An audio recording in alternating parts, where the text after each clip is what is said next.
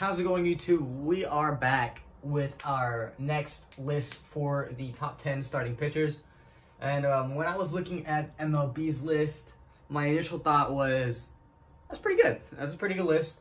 I only had very few problems, which is Ryu being as high as he is and Bieber being as low as he is. For me, those two should not be right next to each other. They play in the same conference, being the American League, in the same league, I guess, and they were not that comparable to each other. So I moved Ryu back. As you can see, my list is pretty decently similar. They have Buehler at 10, Nola at 9, Lamet at 8, Kershaw at 7, Ryu at 6, Bieber at 5, Bauer at 4, Scherzer at 3, Cole at 2, and DeGrom at 1.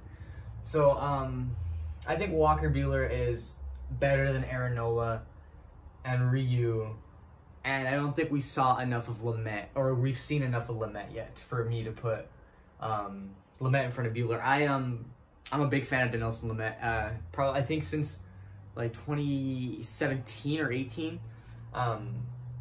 I knew he was going to be a beast of a pitcher if he could manage to stay healthy, and unfortunately he just hasn't managed to stay healthy. And his injury is probably one of the bigger reasons why that they got swept by the Dodgers in 3 games in the division series. Buehler has shown to be a clutch time pitcher, and I think I think everybody would agree that he's better than 10 through 8 right there. I got Kershaw at number 6. Kershaw had a phenomenal season. 2.05 ERA. I could make the argument that he's higher than Scherzer, but I don't want to seem biased being a Dodger fan, so I left him at 6. Scherzer at 5. I think Scherzer's on a steep decline. I think the numbers are going to just start to get worse and worse for him as he gets older. Gerrit Cole at 4. As good as Gerrit Cole is, I don't think he had a better year than 3 through 1. Trevor Bauer being the Cy Young winner really makes a good case for him to be higher up on this list than 3. But with the consistency of DeGrom and the crazy numbered season that Shane Bieber had, I can't put him above either one of those guys. Bieber really put in a good show this season, even though he got rocked in the playoffs by the Yankees. I think he deserves to be number 2 on this list. He's got some of the nastiest stuff and record-breaking amount of strikeouts in such a shortened season. It was, if he could have kept up that pace through a 162-game season, he would have been on an astronomically record-level strikeout pace. DeGrom's number 1 because of the fact of how consistent he is. For the last few years, he's been the closest to what I think Kershaw in the early 2010s, how good Kershaw was.